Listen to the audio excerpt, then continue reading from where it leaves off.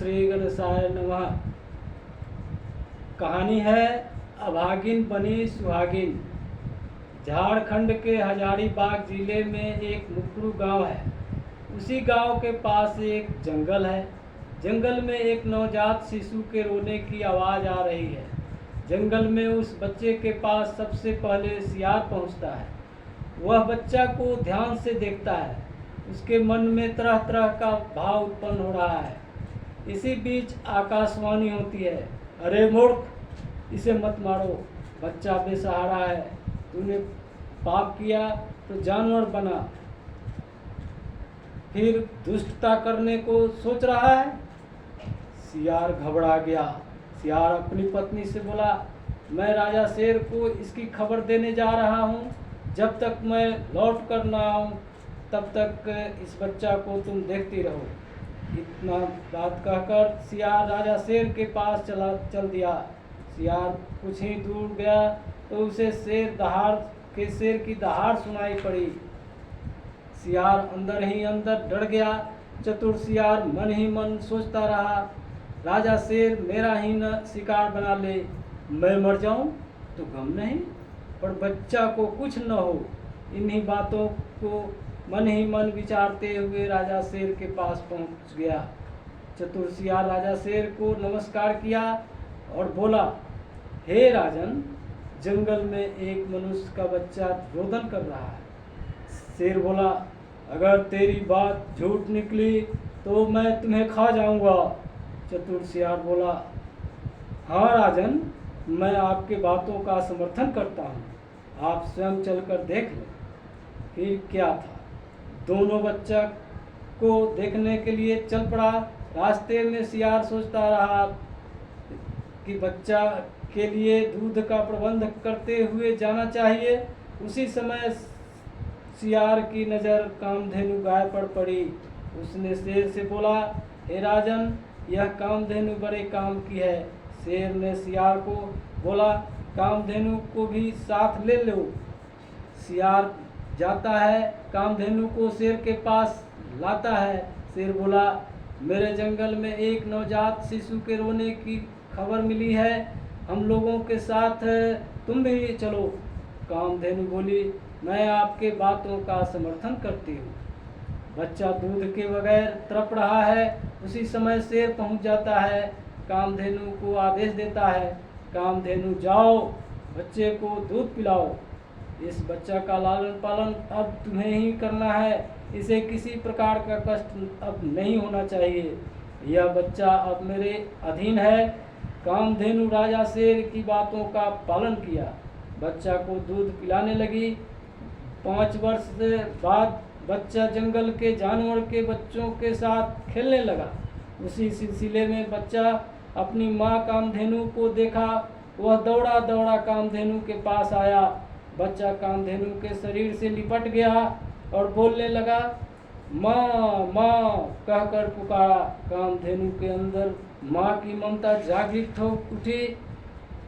फिर क्या था, कामधेनु अपनी आंसू रोकने में विफल हो गई। आंसू धरती पर पड़ी तो आंसू मोती बन गई। अब कामधेनु को दूसरी चिंता सताने लगी, अब मोतियों का क्या होगा। इन्हीं विचारों में खोई हुई थी कि अचानक एक लड़की के ऊपर कामधेनु की नज़र गई। कामधेनु को पहचानते देर न लगी। कामधेनु उस लड़की के पास गई, सामने खड़ी हो गई। उस लड़की का हाथ मुंह में दबाकर बच्चा के पास लाई। मुंह से उस लड़की का हाथ छोड़ दी। कामधेनु बच्चा को दूध पिलाने लगी, बच्चा को चूमने लगी। कामधेनु लड़की को मोतियों के ढेर के पास ले गई। लड़की कामधेनु के हर इशारे को धीरे धीरे समझने लगी। वह हर रोज बाजार जाती और मोतियों को बेचने लगी। लक्ष्मी जी की आगमन हुई। दिन दूनी रात चौगुनी होने लगी। कुछ दिन बाद पंडित के द्वारा बच्चा का नामकरण हुआ। बच्चा का नाम लाल रखा गया। वह लड़की मोतियों को बेचकर आलीशान मकान बना ली। बैंक, स्कूल, कॉलेज, थाना, प्रखंड इत्यादि सभी सरकारी और गैर सरकारी संस्था की स्थापना हो गई। लाल की पढ़ाई प्रारंभ हो गई। आज लाल 18 वर्ष की अवस्था में बीएससी में प्रथम श्रेणी से उत्तीर्ण हुआ। झारखंड में प्रथम स्थान आया है। सभी जानवर लाल के घर पहुंचता है। कामधेनु को बधाई देते हैं, कहते हैं हम सब आज बहुत खुश हैं। कामधेनु बोली, बधाई के पात्र मैं नहीं, कुमारी कन्या है।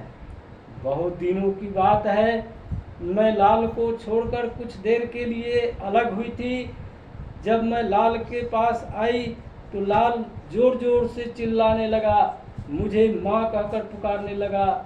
मेरे आँख से आंसुओं की अविरल धारा प्रवाहित होने लगी। वह आंसू धरती की गोद में मोतियों की ढेर बन गई। प्रकृति रानी ने मेरी चिंता हरण कर ली। प्रकृति की बनाई हुई सुंदर मूर्ति के रूप में सड़क पर कुमारी कन्या मिली। मैं इस कन्या के पास गई, उसे लाल के पास लाई।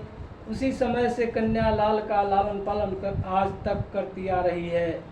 कन्या मोतियों को बेचकर जंगल को शहर का रूप दिया। आज उसी कन्या के बदौलत लाल झारखंड का नाम रोशन किया है। आज मैं आप सबों का हार्दिक अभिनंदन करती हूँ। आप लोग कृपा कर अपना अपना स्थान ग्रहण करें। आप लोग सादर आमंत्रित हैं। मैं कन्या के द्वारा भोजन कराऊंगी, फिर मोरनी की नाच होगी। सभी जानवर दो कतार में विभक्त होकर बैठ जाता है। एक कतार में शाकाहारी तो दूसरी कतार में मांसाहारी। कुमारी कन्या सबके सामने भोजन रख देती है। भोजनोपरांत मोड़ मोड़नी का नाच होता है। सभी खुशी से झूम उठते हैं। लाल शेर की दाढ़ी सहलाता है, फिर शेर के ऊपर सवार हो जाता है। कुमारी कन्या भी आज बहुत खुश है। एक अजीब सी टीस उसके मस्तिष्क पटल को झकझोरती है। काश आज मेरा जीवन साथी होता तो उसके साथ आनंद की इस मधुर बेला में मैं भी कमल से खिल जाती। आज विरह की अग्नि में मेरी आत्मा झुलस कर रह गई है। भारतीय परंपरा और संस्कृति के आंचल में सिसकियाँ ले रही है। कन्या का नाम लाजो है। वह जब कॉलेज में पढ़ती थी तो एक लड़का से प्यार करती थी। उसका नाम बिरजू था। बिरजू की नौकरी वायुसेना में हो जाता है। वह घर से जाने के समय लाजो को कस्मे वादों को दे रखा था, मैं जब घर आऊँगा तो तुमसे शादी करूँगा। आज लाजो उसी कसम की याद में बरसों से झुलसती आ रही है। लाल अब युवावस्था में प्रवेश कर रहा है। वह अपने माता पिता की कमी महसूस करता है। वह कामधेनु से पूछ बैठता है, ऐ धर्म की माँ बताओ, मेरे माता पिता कौन हैं और कहाँ हैं? यह बात सुनकर कामधेनु कुछ जवाब नहीं दे सका। कुछ दिन बाद लाल कुमारी कन्या से बोला, मैं दिल्ली पढ़ने जाऊंगा। कुमारी कन्या कामधेनु से अनुमति लेकर लाल के साथ दिल्ली आ जाती है। इधर बिरजू 1 महीने की छुट्टी में घर आया है। बिरजू अपने घर से लाजो के घर जाता है। बिरजू को देखकर लाजो के माता पिता बहुत खुश हो जाते हैं। लाजो की माँ पूछती है, बेटा लाजो कहाँ है? बिरजू को ऐसा झटका लगा जैसे पैर से जमीन खिसक गई हो। बिरजू बोला, मैं लाजो को खोजने जा रहा हूँ। इतना कहकर वह लाजो को खोजने चला जाता है। लाजो के माता पिता बिरजू के जाने के बाद फूट फूट कर रोने लगता है। आज बिरजू पागल सा हो गया है, अपनी याददाश्त खो दिया है। वह पेड़ पौधों से पूछता है, मेरी लाजो को देखा है? लेकिन कहीं से कोई जवाब नहीं मिलता है। बिरजू विरह की ज्वाला में झुलस जाता है। उसे लाजो को समझकर किसी भी लड़की को देखकर लाजो समझकर उसे दबोच लेता है। लड़की चिल्लाती है, मैं लाजो नहीं हूँ। इस तरह कई एक लड़की को दबोच लेता है। पुलिस उसके पीछे पड़ा है। बिरजू जंगल के जानवरों से पूछता है, मेरी लाजो को देखा है? तभी कामधेनु की नज़र बिरजू के ऊपर गई। उसे देखते ही समझ गई यह पागल उसी कन्या का पति है। कामधेनु उस पागल को लेकर राजा शेर के पास पहुंचती है। कामधेनु बोली, यह पागल उसी कन्या का पति है, यानी लाल का पिता है। इसकी विरह वेदना के समाधान हेतु हम सभी मिलकर नगर महारानी की पूजा करें, ताकि लाल अपनी माँ के साथ घर वापस आ जाए। सभी जानवर मिलकर पूजा की सारी सामग्री लेकर नगर मंदिर पहुंचता है। नगर मंदिर में सभी जानवर पूजा कर रहे हैं। उधर लाल की पढ़ाई समाप्त होती है। मेजर पद पर झारखंड में नियुक्ति होती है। नियुक्ति पत्र लेकर लाजो के साथ घर वापस आ रहा है। उसे अचानक मन में नगर महारानी के दर्शन का भाव उत्पन्न हो रहा है। जंगल का रास्ता छोड़ वह नगर मंदिर की ओर चल पड़ता है। मंदिर में पूजा हो रही है। एक पागल भी उसी मंदिर में है।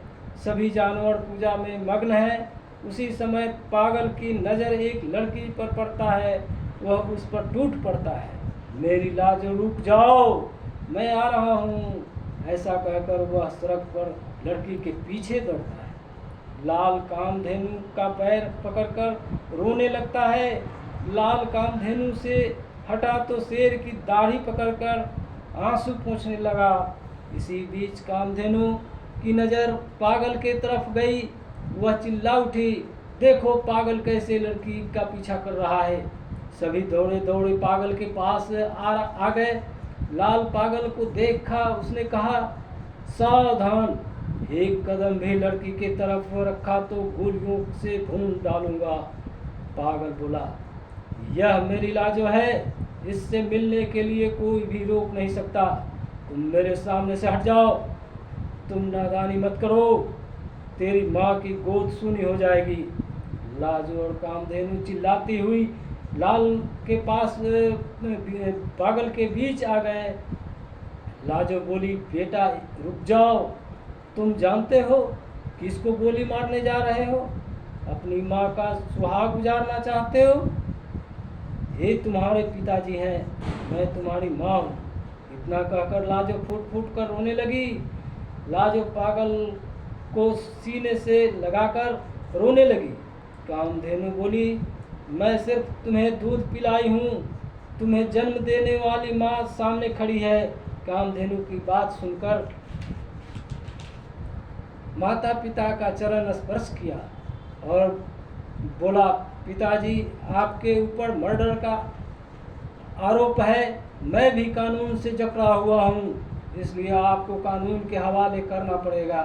बिरजू बोला, जिसकी चाह ने मुझे पागल बना दिया उसकी कसम को पूरा कर लेने दो, फिर हवालात में जाने के लिए मैं तैयार हूँ।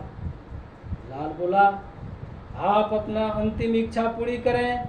बिरजू लाजो की मांग में सिंदूर डाल देता है। उसी समय लाजो और बिरजू के माता पिता वहां पहुंच जाते हैं। दोनों बड़ों का आशीर्वाद लेता है। लाल अपने पिता को हथकड़ी पहना देता है। इसी के साथ कहानी का अंत हो जाता है। जय श्री